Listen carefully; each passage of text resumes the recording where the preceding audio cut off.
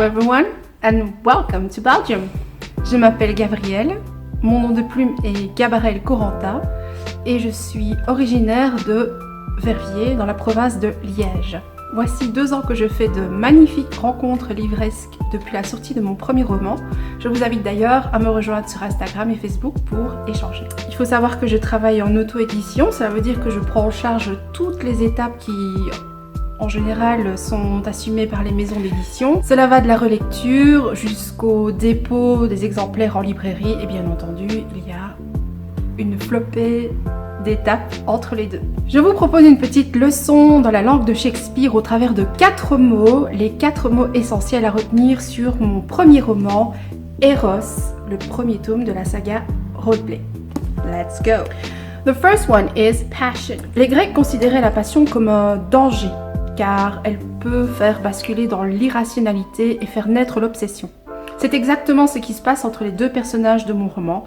Eros était donc le titre parfait. Next is contemporary romance. Certains passages sont explicites et le mot érotisme peut générer des a priori. Je pense que l'amalgame avec la pornographie est facile à faire, mais dans ce roman, il ne s'agit absolument pas de ça. Il y a une histoire réellement construite, une histoire de fond, donc ce n'est pas uniquement axé sur l'acte sexuel, bien qu'il y ait quelques scènes, bien entendu, qui parsèment le récit. Et également, c'est la raison pour laquelle j'ai voulu que la couverture suggère plutôt que de choquer. En ce qui concerne l'histoire, il s'agit de celle de Gabrielle, une jeune franco-américaine de 23 ans qui s'installe à Paris.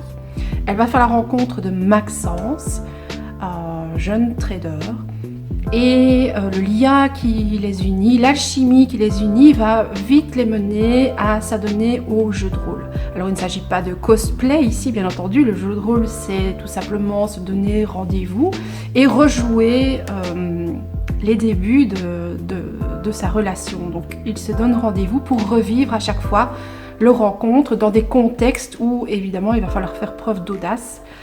Et on va voir que ça va les mener dans des situations un peu cocasses.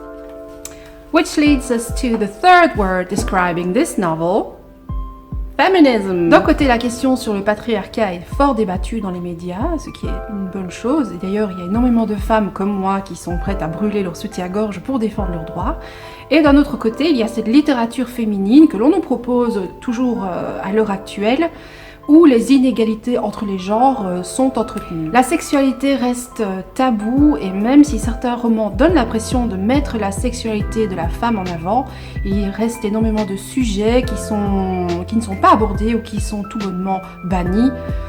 Je pense notamment au plaisir solitaire. Dans mon roman, il n'est absolument pas question d'une jeune vierge effarouchée qui va tomber sous le charme d'un milliardaire méprisant. Considération, consentement et plaisir partagé sont les maîtres mots. Last but not least, we'll end this lesson with the last word, which is autobiography. Cet aspect de mon roman suscite en général la curiosité des lecteurs. Si vous aussi, vous avez envie de découvrir l'univers de Gabrielle et Maxence, je vous invite à me retrouver sur les réseaux sociaux, mais également sur mon site gabriellecoranta.com. Merci d'avoir pris le temps de regarder cette vidéo et je vous souhaite une belle journée. A plus, tot ziens, tschüss.